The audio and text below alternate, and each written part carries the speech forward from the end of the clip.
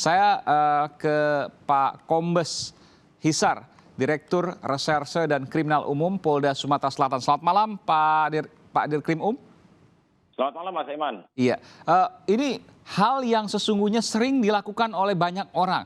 Membuang struk ATM di sembarang tempat, ternyata bisa digunakan. Bagaimana ceritanya Pak Dir? Betul sekali Mas, bisa kami jelaskan kronologis kejadiannya. Ya. Ini setelah kita tangkapnya baru kita bisa mengetahui bahwa modusnya itu adalah mulai dari pengambilan struk.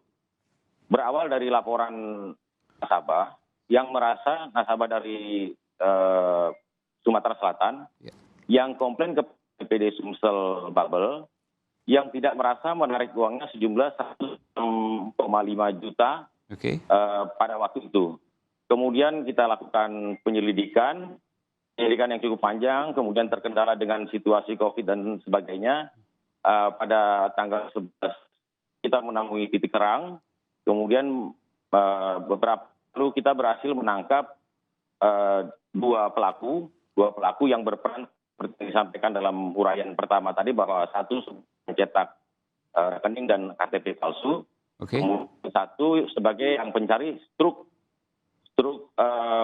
buangan dari nasabah yang saldonya masih cukup tinggi. Nah, mereka ambil kemudian mereka palsukan dan mereka bobol bank BPD Sumsel Bubble. Iya.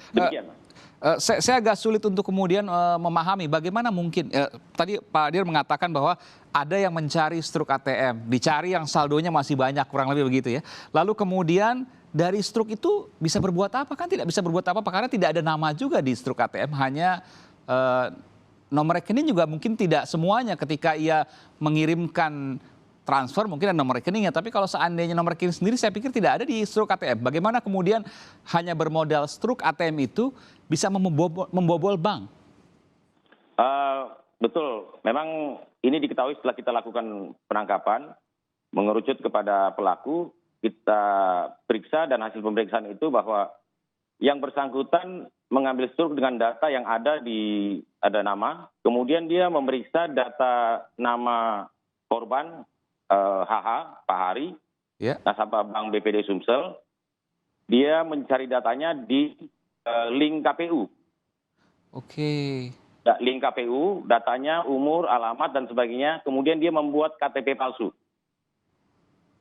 Palsu, kemudian dia buat KTP palsu. Dengan KTP palsu itu, kemudian fotonya foto tersangka, fotonya dengan foto tersangka, tapi nama nasabah.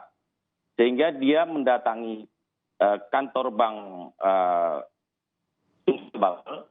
dan awalnya membuat rekening baru.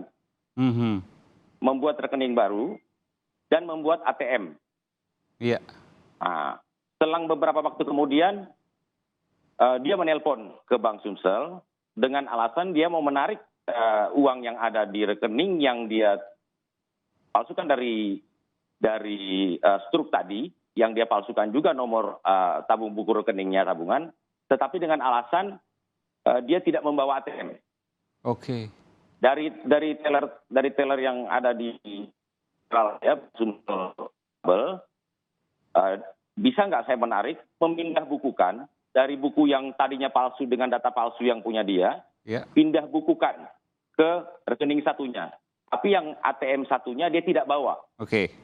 Nah, kemudian dari petugas bank, oh ya bisa gitu, mengatakan bisa, kemudian datang dengan buku tabungan dan ATM palsu dengan yang dia bawa dengan foto tersangka.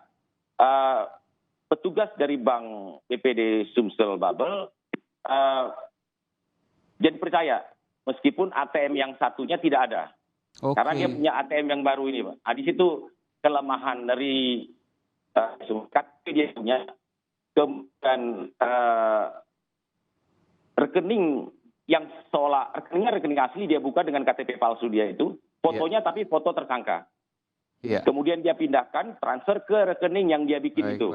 Demikian itu. Jadi sesungguhnya ini ada dugaan juga kelemahan dari pihak bank karena memang tidak semua bank bisa seperti itu. Kalau tidak ada kartu ATM-nya kan di bayangan saya pasti akan ada pengecekan bertingkat dan lain sebagainya. Dan kalau seandainya dilakukan pengecekan bertingkat, pasti akan tersaring di situ. Betul demikian, Pak Dir? Ya, ini juga kita gali dari tersangka. Mohon maaf mungkin untuk praktek bank. Sasarannya memang bank daerah. Dia tidak sasaran bank swasta, tetapi bank daerah yang mungkin menurut tersangka SOP-nya mungkin tidak begitu ketat, bisa bobol. Kemudian untuk tanda tangan di buku tabungan, itu juga tidak begitu diperiksa. Sehingga dia memilih sasaran bank-bank daerah. Oke, dan ini luar biasa.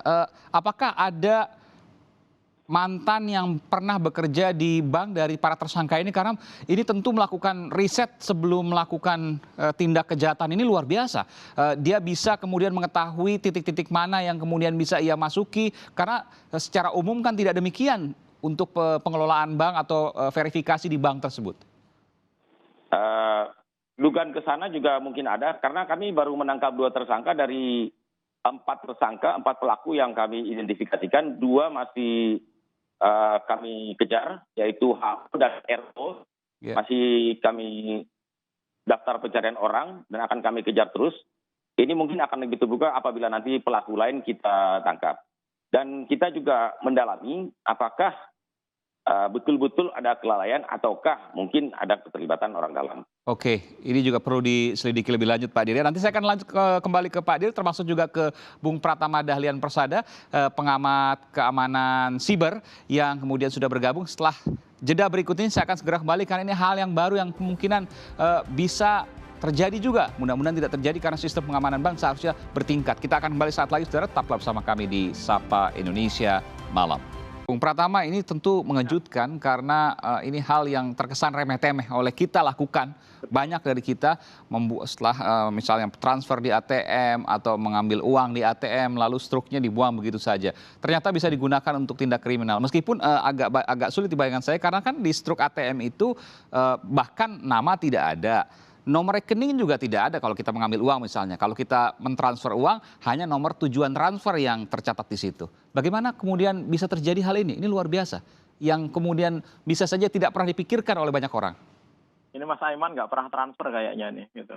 Jadi kalau kita transaksi di ATM, itu kita bisa ambil uang, bisa transfer, bisa melakukan pembayaran atau multi payment gitu. Nah, khusus untuk transfer itu ada Mas Aiman di bank-bank kita itu pasti ada nomor rekening tujuan sama nama lengkap dari pemilik rekening tersebut. Betul. Bahkan ada di beberapa bank besar ada nama pengirimnya beserta nomor rekening pengirimnya begitu. Di struknya ya? Di struknya. Oh, tidak semua bank tapi? Tidak semua bank. Baik. Nah, ini saya nggak tahu juga kenapa tidak menjadi standar ya begitu. Nah, struk-struk itu ketika dikumpulkan mendapatkan data nama sama nomor rekening, ini yang diolah sama pelaku nih gitu. Kenapa dia diolah? Karena dia membutuhkan data tambahan supaya dia bisa menguasai rekening tersebut. Nah, ini namanya social engineering. Dari mana dia dapat datanya? Tadi dibilang sama Pak Kombes Pol Pak Isar bilang bahwa dari data Dukcapil. Kalau menurut saya agak susah sekali dari data KPU. KPU. Sekali gitu. Satu orang dengan nama yang sama gitu, itu ada banyak sekali di sana. Bagaimana dia bisa menentukan bahwa nama itu dengan alamat yang tepat dengan pemilik nomor rekening begitu. Nah, berarti ada cara lain si pelaku ini bisa menemukan alamat si pemilik rekening. Salah satunya adalah mungkin dia membeli data di internet. Okay. Mas Aiman kalau melihat di internet itu banyak sekali data yang dijual. Mulai dari data nasabah bank, kemudian data pemilik deposito, bahkan pemilik rumah mewah, bahkan data dari pemilik anggota klub golf pun ada di sana. Bahkan di marketplace ada itu ya? Itu kita mau beli di mana aja banyak yang jual sekarang gitu. Oke. Nah, data-data inilah yang digunakan oleh si pelaku untuk membuat identitas palsu. Yang jadi masalah adalah ketika si pelaku ini berhasil membuat identitas palsu, kemudian dia datang ke bank, kemudian dia mengajukan untuk pembukaan nomor rekening baru, pihak bank itu kenapa kok tidak mengecek dengan data punya Dukcapil gitu. Karena kan KTP ini di-set tidak mungkin sama nomor EKTP. Ya, nicknya. Kalau misalkan nicknya nama, pasti dia akan alert dan bentrok gitu. Artinya apa? Artinya bank ini dia tidak memiliki konektivitas dengan Dukcapil. atau Oke. bank ini tidak melakukan verifikasi dengan benar. Oke. Gitu. Dia punya akses tapi tidak Tunggu memverifikasi. sebentar, tunggu sebentar, Mas Pratama. Jadi Ya, pertama kali mungkin ini struknya yang tidak umum ya, karena nggak semua bank tadi Anda katakan, biasanya bisa transfer sebagian itu besar ada. Kalau transfer sebagian besar ada. nama pengirim kan, dan nomor rekening. saya Nomor ada rekening beberapa nggak ada. bank tapi tidak ada nama rekening pengirimnya, nggak ada, tapi betul. nama tujuannya ada. Nama tujuan ada. Betul. Ya. Yang dia gunakan nama tujuan atau nama pengirim ini? Bisa nama tujuan, bisa nama pengirim. Oke, baik. Terus saya mungkin nama tujuan ini. Gitu. Baik. Kan sebenarnya dia nggak masalah juga nama Oke. nama pengirim ataupun nama si tujuan kan dia Baik. nggak ada masalah. Yang penting dia bisa dapat nomor Betul. rekening tersebut. Jadi dia Nah, minimal dia dapat nama dan nama nomor rekening. lengkap, ya, nama lengkap sama nomor rekening itu udah dapat. Oke. Hanya dua informasi itu dia bisa melakukan crawling lebih dalam lagi di internet di mana-mana, Iya, iya. sehingga dia bisa mendapatkan data secara pasti bahwa si nama ini dia punya bank di bank ini gitu, alamatnya ini gitu. Itu dijual, Mas. Oke, oke. Nanti saya bisa satu tunjuk. Tapi nama dan nomor rekening kan informasi umum. Kalau seandainya kita berbisnis dan lain sebagainya, tentu kita nama, nomor rekening dan lain sebagainya itu kan Nah, informasi iya. umum. Nah, masalahnya ini ada yang menjual data. Ingat nih, Mas, ini menjual data lengkap, isinya adalah nasabah bank. Oke. Coba, artinya apa? Artinya dengan saya mengetahui nomor rekening dan nama pemilik rekening tersebut, saya bisa memverifikasi dengan data yang saya beli tadi, sehingga saya tahu dia itu ada di bank mana, kemudian data detailnya alamatnya ada di mana. Oke, jadi alamat kemudian bisa ditanyakan Itu misalnya nama lengkap. ibu kandung dan lain sebagainya. Itu lengkap. Ada semua. Sangat lengkap sekali. Luar biasa. Ya, jadi bocoran data sekarang di Indonesia menjadi hal yang umum gitu. Tinggal dia mengetahui nicknya karena mungkin tidak tahu ya. Dari nama itu dia bisa sebenarnya kalau dia punya data tadi dari KPU, dia bisa memverifikasi sebenarnya walaupun di KPU itu Ada yang sama. data dari NIK itu di marking ada 5 nomor begitu.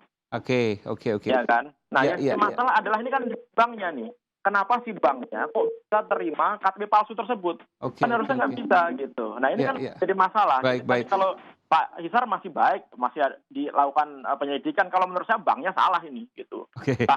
Karena dia menerima KTP palsu gitu. Nah, yang Oke. kedua adalah kenapa kok si bank ini tidak punya sistem yang bisa memverifikasi? Misalnya dia bilang ATM-nya tertelan gitu. Kan bisa dicek sebenarnya tertelan di mana, Pak, gitu. Kemudian di ATM mana, ya kan? Kan itu bisa dicek. Biasanya ada surat kehilangan keterangan polisi gitu kan? Atau dari surat keterangan polisi begitu. Iya, Itu bisa dicek. Kemudian yang kedua adalah ini butuh waktu. Kenapa butuh waktu sangat lama sekali? Padahal Iya. harusnya di bank itu kan juga ada CCTV, ya kan? Ketika ada pelaporan uangnya hilang gitu, kan bisa dicek di CCTV di banknya apakah pada saat jam transaksi tersebut siapa orang yang melakukan transaksi pengambilan uang secara ilegal tersebut, kan bisa dicek sebenarnya. Iya. Ya kan gitu. Nah, kemudian berikutnya adalah ketika melakukan verifikasi KTP itu, menurut saya pihak bank ini mungkin banyak bank yang melihat juga gitu. Banyak bank-bank bahkan bank-bank BUMN, bank-bank besar itu KTP itu ketika dilakukan verifikasi hanya dilihat atau mungkin difotokopi. Iya. Tidak secara sistem diverifikasi, misalkan ada readernya, kan KTP kita ada chipnya, bisa dibaca gitu, ya kan? Sehingga bisa diverifikasi, datanya otentik gitu. Kan dulu kita pernah juga mengalami masalah ini ketika Pak Ilham Bintang nomornya di take over pakai KTP palsu, ya kan? Nah, ini kan kejadian lagi sekarang, begitu. Yeah. Nah, menurut saya juga ini jadi masalah gitu. Nah, kemudian untuk memindahkan nomor rekening, ke rekening satu ke rekening berikutnya begitu. Nah, saya nggak tahu apakah yang dipalsukan itu adalah ketika dia membuat bukunya gitu dengan data palsu, atau dia membuat buku rekening kemudian namanya diganti gitu. Karena di beberapa tulisan saya baca bahwa yang diganti itu adalah namanya dia gitu, nama kemudian tanda tangan dan lain-lain. Nah, verifikasi tanda tangan ini kan juga penting, ya kan? Bagaimana si kriminal ini dia bisa membuat buku tabungan, kan harus tanda tangan tuh. Iya. Kok tidak diverifikasi dan diautentikasi oleh pihak bank gitu? Betul. Harusnya kan bank lihat benar nggak tanda tangannya, benar nggak namanya, benar nggak ID-nya begitu. Nah, ini ini adalah hal yang harusnya tidak terjadi. Karena kalau ini terjadi dibiarkan Mas Aiman, akan banyak korban-korban lain yang nanti berjatuhan. Kenapa? Karena memang kita terbiasa tidak aware terhadap informasi yang kita miliki. Contohnya tadi ambil ATM di bank, ngambil uang di bank, transfer uang di bank gitu ya. Kita nggak peduli ambil, betul. kita lipat-lipat uang begitu. Nah, ternyata data yang kita anggap sampah menjadi gold bagi kriminal itu. Betul. Gitu, Saya ke Pak Hisar. Pak Dir, tadi dapat masukan dari Bung Pratama bahwa yang pertama itu kan ada nama dan nomor rekening. Betul, ketika kita transfer. Meskipun nama pengirim belum tentu ada, tapi nama penerima itu ada dan nomor rekening penerima. Di situ satu data. Meskipun nama dan nomor rekening itu kan informasi umum. Namun kemudian disampaikan lagi oleh Bung Pratama tadi bahwa ditambah dengan data bank dari nasabah banyak ya, yang kemudian dijual di katakanlah misalnya marketplace atau di situs-situs belanja online. Iya. Dan kemudian ada satu lagi untuk mencocokkan nicknya dari KPU. Pertanyaan saya tadi Pak Hisar, Anda menyebutkan bahwa nama dan nomor rekening serta KPU. Adakah kemudian indikasi bahwa mereka mendapatkan data yang lain dari hasil membeli data nasabah? Terima kasih Mas Aiman. Jadi perlu kami sampaikan di sini bahwa keterangan yang kami dapat ini adalah hasil dari keterangan tersangka. Tentunya keterangan tersangka ini akan kita uji lagi. Dan siapa link yang di KPU, apakah dia beli di marketplace, kita akan uji keterangan itu untuk memastikan keterangan itu benar atau tidak. Dan kita juga sedang melakukan pencarian. Kalau di Dukcapil, apakah dia ada penghubung atau dia pernah operator, apa bekerja, ada orang dalam KPU yang bisa membocorkan. Kalau di KPU itu, dia bisa dapat memperoleh dari nik KTP-nya, sehingga dia bisa bikin KTP yang sama, cuman menggantikan foto tersangka. Jadi foto korban diganti dengan foto tersangka. Selebihnya semuanya sama. Niknya sama, namanya sama, umurnya sama. Dari mana dia tahu niknya, Pak? Di data KPU. Dari keterangan tersangka demikian. Dari data KPU, meskipun tadi Bung Pratama mengatakan bahwa tidak mudah untuk mendapatkan nik di data KPU itu, Bung Pratama? Iya betul, karena ada 190 juta lebih data di sana, dengan nama yang banyak samanya begitu. Kemudian untuk mengaksesnya itu kan juga butuh keahlian, akan melakukan hacking dan lain-lain. Apakah mereka punya kemampuan seperti itu, Pak? Cracking, hacking? Ya, untuk sementara keterangan dari tersangka demikian, Mas. Nanti kita akan lihat apakah keterangannya ini benar-benar dan kita akan kejar siapa saja yang terlibat di dalamnya. Baik, termasuk juga ada kemungkinan dari penyelidikan tentu ya, kita hormati asas praduga tak bersalah dari pihak kerjasama dengan internal oknum di pegawai bank tersebut? Ya betul. Apakah kita lihat ini betul-betul kelalaian ataukah ada kerjasama? Itu yang akan kita ungkap. Kemudian kita juga bekerja sama dengan bank-bank. Tadi seperti dalam berita tadi yang mendahului tadi wawancara kita bahwa sudah ada dari pengakuan tersangka juga dia sudah membobol Bank Sultra 120 juta, kemudian Bank Lampung 70 juta. Ini kami bisa kemungkinan besar kami duga ini adalah jaringan antar provinsi secara nasional dan mereka punya organisasi yang cukup baik, Pak. Dan untuk bisa membobol bank di Sumsel, Lampung dan di Sultra. Di Sulawesi Tenggara ya. Kemungkinan besar juga kami berkoordinasi dengan bank untuk segera membuat laporan, boleh laporan di Polda yang bersangkutan atau juga melapor ke kami, akan kerjasama dengan Polda lain untuk mengungkap kasus-kasus ini apabila ada nasabah yang melapor. Oh jadi ini pengakuan mereka sekian ratus juta tadi dari 3 bank itu meskipun yang melapor belum semuanya, begitu Pak Dir ya? Kemungkinan demikian, Pak. Ini kan kita berangkat dari laporan dari Bank Sumsel Bubble. Bank BPD, Bank Sumsel Bubble laporan 116 juta. Setelah kita lakukan penangkapan dan kita sita bukti-bukti, kita menemukan ada jejak-jejak mereka melakukan kejahatan di bank lain. Kemudian kita lakukan pemeriksaan, muncul ada 2 bank lain yaitu Bank Lampung dan Bank Sultra. Baik, ini informasi yang luar biasa dan apresiasi untuk aparat dari Polda Sumatera Selatan dengan Komisaris Besar Polisi Hisar Sialagan. Saya ingin tanya Pak Hisar, Pak Dir, masih ada 2 yang buron, itu TKP-nya, lokus deliktinya di Sumatera Selatan atau mungkin yang di luar daerah? Tetap kita berpacu dari laporan, kita berangkat dari laporan polisi yang ada di Sumatera Selatan. Peran-perannya itu adalah kaitannya dengan di Sumatera Selatan. Masalah nanti pengembangannya mereka melakukan di wilayah lain, kita akan kerjasama dengan Polda lain. Tetapi yang dua yang DPO ini, HO dan RO, yang identitasnya sudah kita kantongi, masih kita lakukan pengejaran, mereka berperan dalam pembobolan nasabah di Bank Sumsel Bubble. Demikian Mas Aiman. Jadi total ada 2 tersangka dan 2 orang yang buron? 2 tersangka yang sudah kita tangkap dan 2 yang masih kita kejar. Oke, baik, total ada 4 orang. Tidak menutup kemungkinan akan bertambah ini Pak Dir. Betul, Mas Aiman. Baik, terakhir apa yang bisa disampaikan Pak Dir untuk kemudian kita menghindari hal-hal seperti ini? Mungkin bisa kami sampaikan dari kejadian ini, silakan mungkin dari konsultan pengamanan bank bisa belajar dari kasus ini, dicari simpul-simpul mana yang salah. Jangan sampai kejadian ini kita tidak bisa mengambil hikmahnya. Demikian juga untuk nasabah, sudah mulai berhati-hati dan menjaga rahasia data pribadi baik dimanapun juga, termasuk yang tadi hasil dari penyelidikan kita bahwa ini berangkat dari sampah yang kita anggap sampah, yaitu struk dari hasil pengambilan TPS. Demikian Mas Eman. Baik, terima kasih Pak Dir. Saya terakhir ke Bung Pratama. Bung Pratama, ketika benar memang ini modus yang baru yang sangat remeh-temeh sesungguhnya karena bermula dari struk ATM yang kita gunakan pada saat di mesin ATM. Apa yang bisa Anda sampaikan sini? Ini hal yang memang baru? Ya, jadi sebenarnya kalau dari struk ATM sih memang agak baru gitu. Walaupun sebenarnya nggak perlu dari struk ATM juga bisa karena tadi saya bilang bahwa data nasabah itu dijual begitu. Termasuk jumlah isinya itu kita bisa tahu. Artinya apa? Kalau emang orang otak yang kriminal, dia tanpa struk pun dia bisa melakukan kegiatan pencurian uang yang modusnya hampir sama dengan menggunakan struk itu begitu.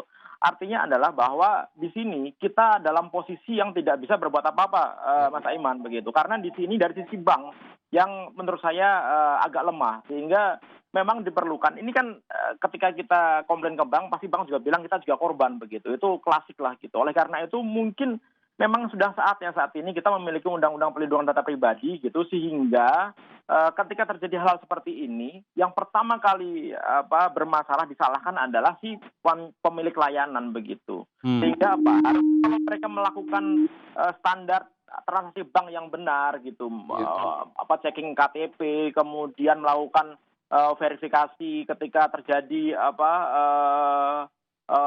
transfer dan lain-lain, dan saya nggak tahu juga ini gimana sih pelaku ini bisa tahu jumlah isinya begitu. Ya, ini juga pertanyaan ya memang ya. Saya bingung gitu. Iya gitu. Bagaimana sih si pelaku ini bisa tahu jumlahnya sehingga dia bisa mentransfer uang 160 juta ke rekening satunya begitu. Ya kan artinya kan dia bertanya kepada pihak bank. Nah, prosedur di bank kemudian sistem di bank saya pikir perlu dicek lebih lanjut lagi, apalagi ketika tadi Pak Hisar bilang bank-bank daerah gitu. Nah, ini menurut saya akan jadi masalah kalau tidak segera diselesaikan. Oleh karena itu, ya kita mulai aware lah terhadap data-data yang kita miliki, karena data sekecil apapun itu kalau misalkan diambil atau dicuri oleh orang yang punya otak kriminal, itu bisa dilakukan untuk melakukan kejahatan. Itu Mas Aiman. Baik, terima kasih informasi yang berharga. Terima kasih Bung Pratama Persada dari praktisi keamanan siber Cisrek dan juga Direktur Serse dan Kriminal Umum Polda Sumatera Selatan,